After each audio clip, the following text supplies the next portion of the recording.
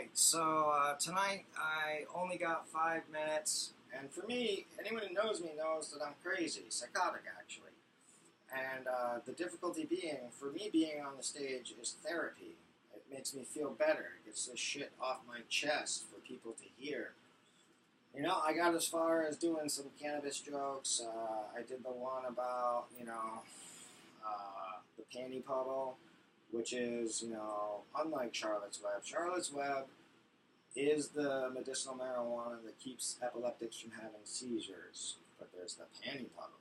Now, the panty puddle, what that does is it causes women to orgasm. And it's great, because when I was at the library, a chick came up to me and she said, "I want to smoke some weed. Oh my God, you smell so good." And I was like, "Miss, can you keep it down? This is a library, not a dispensary." So she leans into my ear and goes, "I'm sorry. I want to smoke some weed." And I was like, all right. That's fine. I can deal with that. Okay. But have you smoked in the panty puddle? And she says, "No, what is that? I've smoked a lot of weeds. I've heard a lot of different strains. I've heard a lot of this." I said, "Well, it's that orgasm that makes women come when they smoke it." She was, "Oh my God, I want to smoke it so bad." Oh my God. I said, "Well, what's it going to make you do? Like, if you suddenly come after a session of smoking weed, what are you going to do?" She's like, "I'm going to tonsil box." I said, "Well, that's interesting, because there is a strain out there that people are crossing with. There's the tonsil boxer crossed with the panty puddle. And of course, then if you do the full cycle genetics and you get the male involved, then you get the splatter on your back, which is a good one, So we go out to the vehicle. She's there, and all excited. I have never seen a woman go further down on a pipe as if she was going to burn her upper lip on the bowl. Just, she hits it, and it's not creeper. It's not one of those slow, "Oh, I'm feeling a little good, it tastes kind of great, I don't know if I'm going to be stoned." She starts spasming, just fucking freaking out. She's like, "Oh my God." And I was like, yeah. She goes, "You got a condom?" I said, No, darling, I'm clean." She goes, "How do you know?" I said, "I just did the scumbag AIDS test." She goes, "What is that?" I said, "I was just released from a correctional facility where they took my blood, and they didn't give me any medicine, and they didn't tell me that I had any crud, so I'm good." She's like, "Okay, cool." So it gets dirty, right? I guess that's why I'm not liked, because I'm a fucking in-your-face, dirty comic, because it's funny, And she does her thing, And she's like, "Oh my God, that was so hot. You're so dirty. Fist me." And I'm like, "Do you listen to NoFX? I mean, where did that come from?" And she's like, "Oh, it's just like something. It's just, I've never done it. This is insane. I just fucking came from smoking weed. I want something extremely dirty to happen. Can you do this for me?" And I'm like, I don't know. First off, let's just chill out the situation and get stoned. So I break out another type of weed, not the tonsil boxer, but I was looking for the backsplatter, right? So what I do is I start talking to her, and I'm like, "Oh, all right, so when I smoke weed, what I like to do is get high, get relaxed, think about my body, enjoy it, and, just kind of get in touch, because I got a back injury, I got a bad back. My fucking backiotomy gets in the way of my glaucoma, of my anxiety, so I have to smoke a multitude of weeds." And she's like, "Well, what are you into?" I said, "Well, you pretty much went from sucking that bowl to sucking my dick. Can I ask you something?" And she's like, "What?" I'm like, "You're fit, you're attractive, you clearly know how to suck a cock. Were you ever bulimic?" And she goes, "Oh my goodness, I've never been asked that." I said, "Well, did you and your friends used to get around, take all your allowance, buy a bunch of cookies, yodels, ice cream, just fucking mow it down and just murder that gag reflex with something?" Because I've never had my cock sucked like that before. I mean, I don't think, all I felt was you and the back of your throat just chugging it down and then spitting up and then slurping it up. It was fucking disgusting. She's like, "Well, it's a pretty cultural, astute observation. Yes, in my youth I was bulimic. I said, don't ever change. It's not gross. It's not weird. It's not disgusting. It's pretty much the most beneficial thing you can do for yourself. You get all the benefits of all that bovine growth hormone in the ice cream swirling around in your stomach, and then it comes up, and that gag reflex, it goes away. You know, you see little kids, and they're in the grocery store. What do they want? I want cookies, I want candy, I want pizza. Right? You know? And you, on the other hand, eat all that shit, and then you puke it out into a bucket, or the toilet, or after lunch, or any time at all, and it's amazing. Plus, you're fit, attractive, and you now have a valuable skill. I mean, think about it this way. If you are at an event, and there's a man who's attractive, and you don't know how to get his attention because you think you're different than him, there's a real easy way. You go, you get a beer and a hot dog. You get the hot dog, drop the buns, and then fucking right down the throat without chewing. You will have that man's utmost attention. The way I did with you because I smelled like weed and you wanted to try it, and I happened to grow the panty bottle. And this is the experience I had, you know? So she's like, oh, that's pretty cool. So I did also the Vegas set where when I went to the Cannabis Business Expo in Las Vegas, it was a lot of fun. Got in early, and I'm hanging out, and I'm like, oh, shit, this is awesome. Vegas, casino, you can smoke, which is always good. And I'm like, hey, up to the bartender. Hey, bartender, what's going on? He's Irish. He's like, hey, how you doing, mate? I was like, oh, you know, there's a health expo. This guy here, he's a urologist. This girl here, she's a gynecologist. This guy here, he's a proctologist. Yeah, you know, he's always pissed. She smells like fish, and this guy's got the good shit. I'm like, well, I'm here for the Cannabis Business Convention, and that's why I'm here. So I listened into the conversation. They go, and the proctologist says to the urologist, so what'd you do last night? And the urologist starts going, man, we got fucking crazy, man. We broke out the blow-up dolls. We broke out the toys. It was fucking nuts, man. I did everything but beat her. And I had to prescribe myself a Viagra. And the gynecologist is sitting there, sets her drink down. She says, well, you know, some urologist, guy didn't even know how to use a condom, so this morning I had to prescribe myself an RU486. I'm sitting there shitting my pants. The proctologist is laughing his ass off. Fucking hysterical, right? So anyways, I'm like, pretty cool. Well, you know, before I go to my room, I'm going to hit the slot machines, catch a quick drink, do whatever. And I'm walking around, I'm looking at, it's Vegas, it's nice, it's beautiful. I'm like, wow, look at that, 65 plus speed dating. And then they have how to liquidate homes, how to turn cars into money, how to turn jewelry into money. I'm like, do they have a pawn shop in here? Is that how they work? Because there's no clock. All the ATMs don't show the amount. You're just there to gamble, smoke weed, get drunk, and gamble. And then see a comedy act. And then, you know, it's like another motivational speaker on how to get Social Security, disability, all this other stuff. I'm like, you know, I'm going to see something. I'm going to sit next to one of these ladies doing the $5 curls on the one-arm bandit, bracelet around her wrist, just fucking sucking out the SSDI money, sucking away the gold and jewelry, turning that car into fucking one-arm bandit poles, getting stronger and stronger, trying to find a way to sell her house and get Bob, the guy she just met at fucking 65 plus speed dating, to be able to go from casino to casino and live the dream. So she's going to hit because she's determined. And she's just got a card attached to her, just goes right into the machine. She's going nuts. Stoked, right? So she hits, the waitress comes over. Would either of you like a drink? Yes, mine's a Bulleit Rye. I'll take that thank you very much. Thank you, I would like that. And I'm like, well, that's interesting. You know, pretty cool. And so then I walk around for a little bit, and I'm like, wow, Cannabis Business. We're on the cover of Time magazine. And it would be good, you know, to be able to see people treated medicinally for their pain, their illness, their ailments. You know, kids not having seizures via oil. We're in New York right now on a very big lawsuit.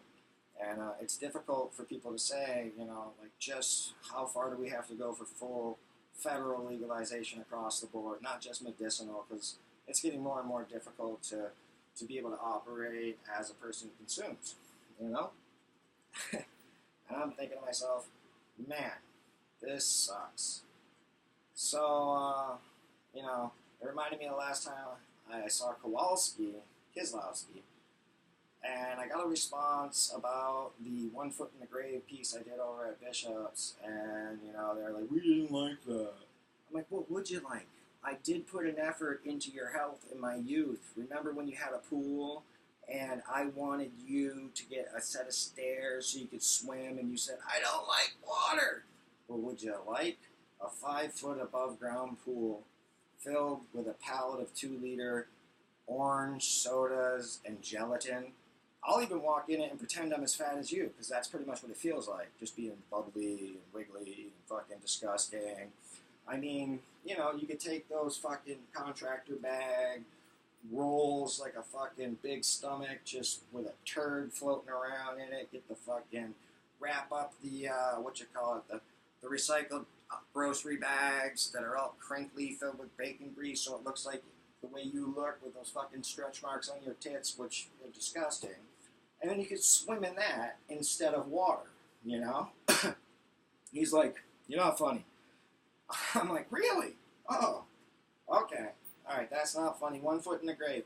So, instead of you drinking butter stew, which is 6 cups of butter and 1 can of corn, and half a potato, and it's your best dish, and it tastes like shit, and it gives you a heart attack, and it makes you shoot insulin 5 times a day because you're fucking unhealthy and you don't want to exercise, I thought I'd make it fun for you, so I got this 5-foot above ground pool so that you could swim in gelatin and soda water, you know? Because that's all you drink and eat. You're a fucking fat piece of shit.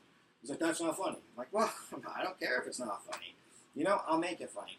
What makes it funny would be if you belly flopped into it and then, like, spiraled down into your depressive life of what you are and how little you exercise and how you handle things and just try to slurp up your body weight in high fructose garbage.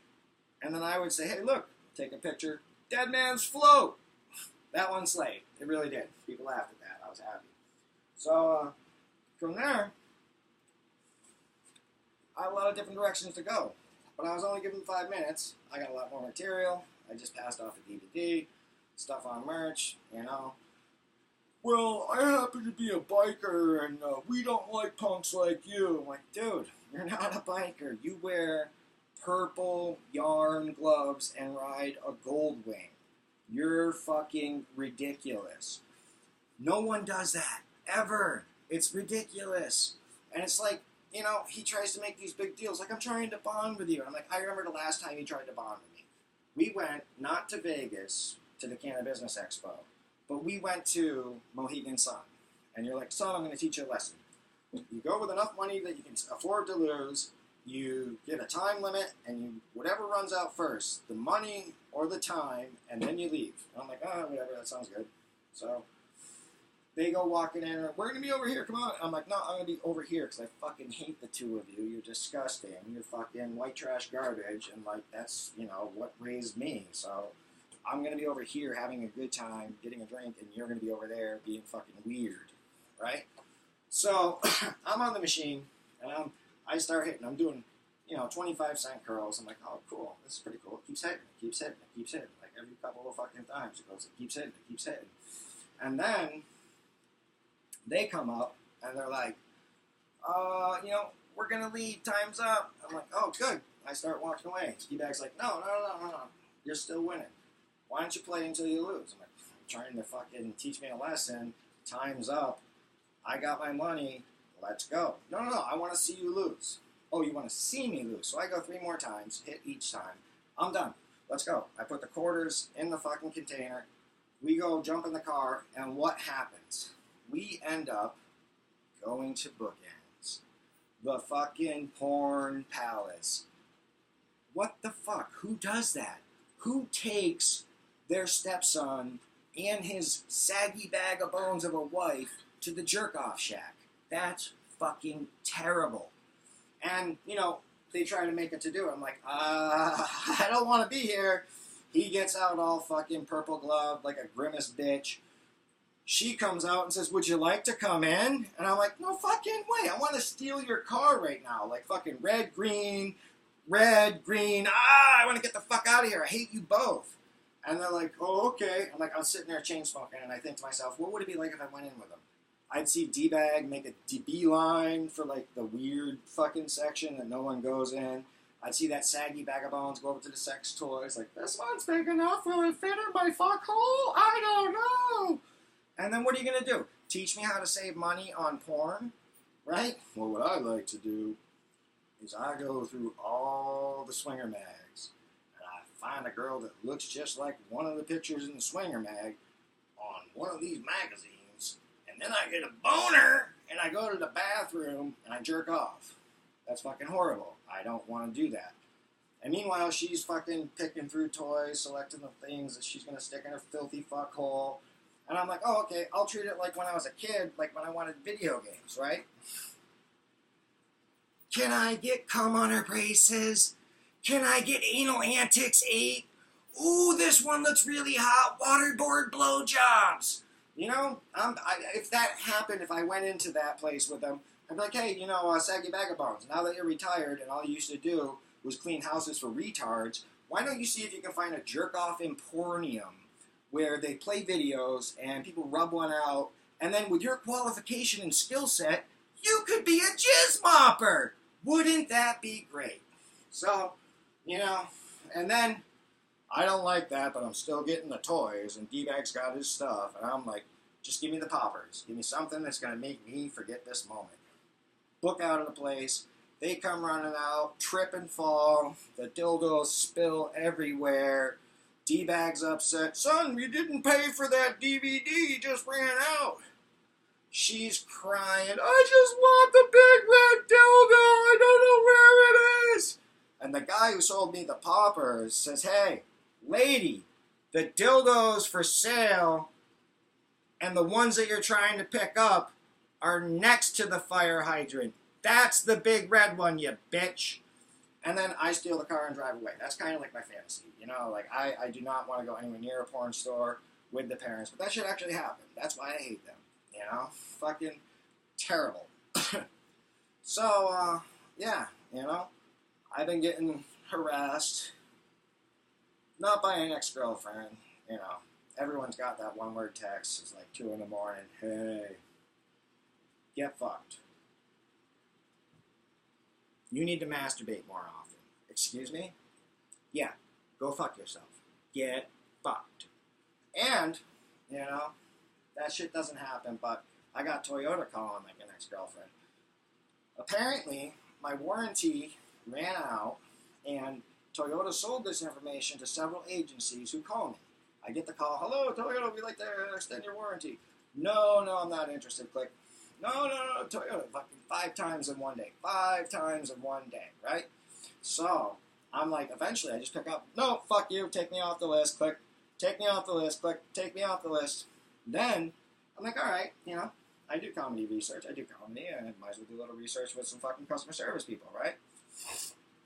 So what I do is I stretch out a service call for 16 minutes. Get the call, hello sir, we're from Toyota, we'd like to call and offer you services for extending your warranty. You work for Toyota? No, we're a Toyota service center. You service Toyotas? What other brands do you serve? Well, we service Acura, Honda, and Toyota. We're concerned with your 2010 Toyota Tacoma. My warranty's not up. This is why I wish we had FaceTime for people who are like customer service people, because I could see her either laugh or get frustrated, because she's got a whole spiel of what she's going to say to try to entice me to extend my warranty. So I start playing even more stupid. My warranty's not up. Would you like to extend it? Extend it? No, it's not up. I don't want to extend it. That'd be stupid. I'll wait until it's up and then I'll extend it. No, sir. We would like to extend your warranty now. It will only cost you... I'm not paying extra for anything. Wait. Well, do you have any other vehicles? Yes. The Honda Accord. But that warranty expired 3 years ago, and there's no way that you would extend a warranty for a warranty that expired 3 years ago. Would you do that? She's like, well, I don't know. I go, where do you operate from? She goes, what do you mean? I'm like, where's your office? Los Angeles. Oh, you're in Los Angeles? What building, what street, what county, what cubicle, and on which floor? She gets really scared, and I start laughing. Because I want to send you a comment card on your exemplary service as a Toyota sales warranty extension telephone marketer. And I start laughing, she hangs up. So I'm like, oh, that was fun, Shit you not. 3 days later, there's a call. It's Toyota. I just look at the phone and I pick it up. I'm like, I need a Toyota warranty so bad. They hung up. So I'm like, all right, cool. Then I get the text from Toyota. They text me, loyal Toyota purchaser, would you like to extend your warranty? I'm like, how fucking far do I have to go? And how sad is it that in America, as soon as you ask where someone is located, they send you to another person or they find a way to get you off the phone? Are we so terrified of revealing our place of work because someone's driving vehicles into places of business? Shooters. The shit in Las Vegas was terrible, right? Like girls walking with cups, not kicking their heels off. Oh, the fireworks! Oh my goodness! And like, there's a guy actually filming this instead of everyone ducking for cover. Does anyone remember America the way it used to be? Right? You have movies about people assassinating the president, which, if you write that, that's actually a felony. But people who are going to take and do such things in movies, there's one shot, everyone's down, and they run, and they move, and they get into doorways, and get in their vehicles, they get the fuck out of the place. They don't get on the phone and start filming drunk chicks with their cups with a drink in their hand, Fucking ridiculous. But I did see a good picture from that terrible episode in America, where there was a guy leaned up against a wall with his drawers around the ankle, protecting some woman who was just fucking sucking for the will to live. I'm like, oh, that's one way. But, now I get calls from Bank of America because apparently some asshole stole some shit from me, and there's fucking charges being made, and I have to call up. Every time I call Bank of America now, I actually request an escalation agent. Anyone do that, right? Where you're so mad and you're so right with like dates, numbers, transactions, that they're like, sir, we're gonna transfer you to an escalation agent. I'm like, the other day I went to get a fucking donut and a coffee. I'm in town, and I'm like, okay, yeah, donut, coffee, declined. Shit, run out to the vehicle. Did I get really stoned and buy a bunch of high time stock? I don't know, right? So I call, I get connected. Oh, there was a transaction. We need to, we made sure your card was deactivated. I call, and I'm talking to them, and they transfer me to the fraud department, and like, we're going to send you a text to your phone number and verify that it's you. The charge did not go through. This is the charge. I'm like, no, I did not order a men's magazine. Get that out of here. I'm like, okay, fine. So I'm like, cool. And then I'm like, so the card's active? No, I have to transfer you, but like now that you got the text, the fraud is frozen, and they'll, I'll send you to the activation department. I get connected to the activation department, and they're like, oh, okay, so this sounds like fraud. We're going to have to connect you to fraud department. I'm like, no. I was just on the phone with fraud department. They sent me a text. I gave them the number, and they connected me to you so you could remove the hold on my card so I could purchase the iced coffee that I want in my morning before my appointment. Is there any way we can get that done in the next 5 minutes? I'm going to transfer you to an escalation agent. Good! That'd be great! I'd actually like that. And they say, okay, so the fraud has been lifted and the card should be active. I'm like, hold on. I'm going to make a purchase with you on the line. I guess I'm that level asshole who's like, oh, someone's buying fucking magazines with my fucking number that I have to call and go back and forth 3 or 4 times between 4 people just to buy an iced coffee before I go to the doctor to see my backiotomy. And my glaucoma's getting worse. And I'm like, oh, well, what the fuck? I don't know what to do any longer. You know, and like the irritation and the agitation for fucking 6 years of severe back pain is really grinding on me. And like I have, you know, probably I could segue into at least 3 or 4 different jokes. You know, I could talk about D-bag. Hey, Kislowski, get a job at IHOP. Skip town. That's not funny. Well, what is funny is you with your gut spilling out onto the grill and the manager coming in and going, Kislowski! Hey, what are you making? Oh, I'm making corn chowder. Corn chowder? What's in that? 6 sticks of butter, can of corn, and half a potato. That's not corn chowder. That's butter stew. You're not too bright, are you? Look at you. You're fucking huge. You're a gelatinous mob of shit. You're unsexy. You're sweating over nothing. Why don't you show me that you have some smarts? Can you grammatically write, I'm going to make a special. 2 Skippy pancakes for $2.22 for you two to enjoy too. Can you write that down and prove that you're not stuck at an 8th grade education level at age 61? Nope, I'm out of here. Good. Squeeze your unsexy ass through the double doors, clock out, jump in your car, and get fucked. It is. It's fucking ridiculous, right? You know, I got a lot of jokes, but that was therapy for me for tonight, so that's it.